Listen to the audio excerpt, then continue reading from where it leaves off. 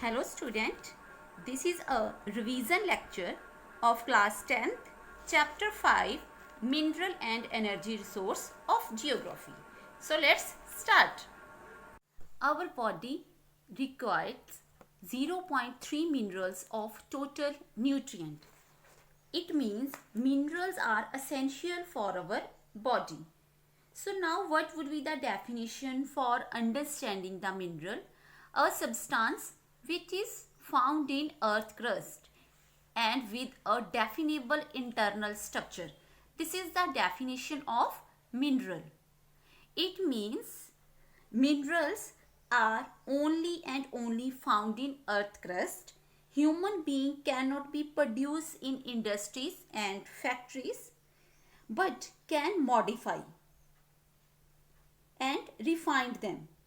And definable internal structure means some minerals are hard like diamond and some minerals are soft like soap or talcum powder.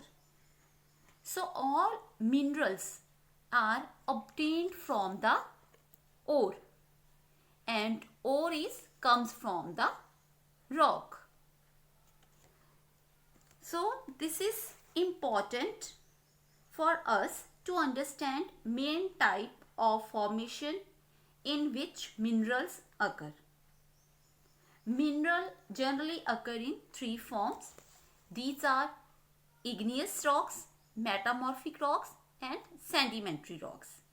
In the igneous rocks and metamorphic rocks, minerals may occur in cracks, fault or joints. The smaller occurrences are called veins and large occurrences are called lodes. For example, copper, zinc, lead are obtained from these veins and lode. Next is sedimentary rocks. A number of minerals occur in bed or layer.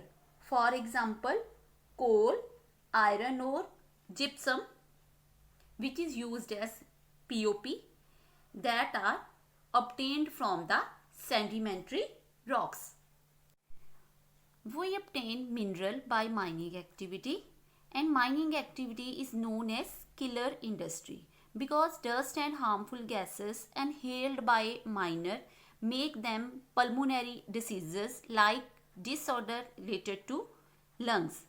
Water resource in the region get contaminated due to mining and increase water pollution. The risk of collapsing mining roof and fire in the coal mine are a constant threat to the miner. Dumping of waste and slurry leads to degradations and resulting no successful cropping.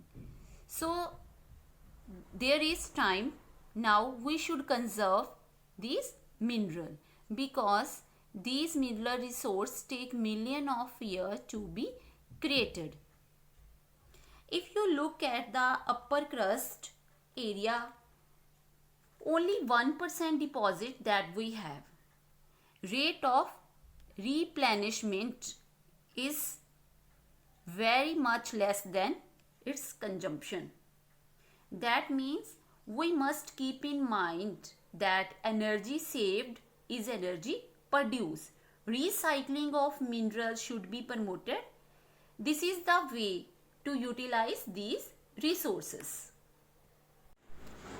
Now we move to energy resource. It has two types. First is conventional and second is non-conventional.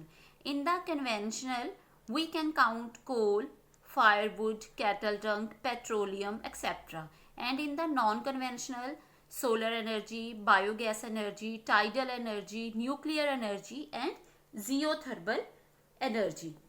Now keep in mind one thing, that conventional and non-conventional have big difference from the renewable and non-renewable resource. Renewable means which can be replenished and non-renewables means that resource cannot be replenished. But conventional are these resources which are traditionally used. For example, these These resources are used as a tradition. And non-conventional resource, now we have started to use generate way to exploit these resources. Now you have coal. Coal is formed by compression of plant and it has 4 different categories. First is peat. Peat has low carbon, low heating capacity and it is used as fuel in the rural household. And second category is lignite, which has low grade brown coal and it is used for generation of electricity. For example, in the thermal plant, coal is used to generate the electricity. Next is bituminous, which has its commercial use. And best quality of the coal is anthracite, highest quality hard coal. So next is production order. In India, we have 2 deposits of coal. One is Gondwana deposit, second is tertiary deposit. Gondwana deposit, which are found 200 million years ago, and it is located in West Bengal and Jharkhand. And on the other hand, tertiary deposit are found 55 million years ago, and it is located in the northern eastern state like Meghalaya, Assam, Arunachal Pradesh and Nagaland. So student, this is all about this lecture. Remaining topic I will cover in the next lecture. Thank you student.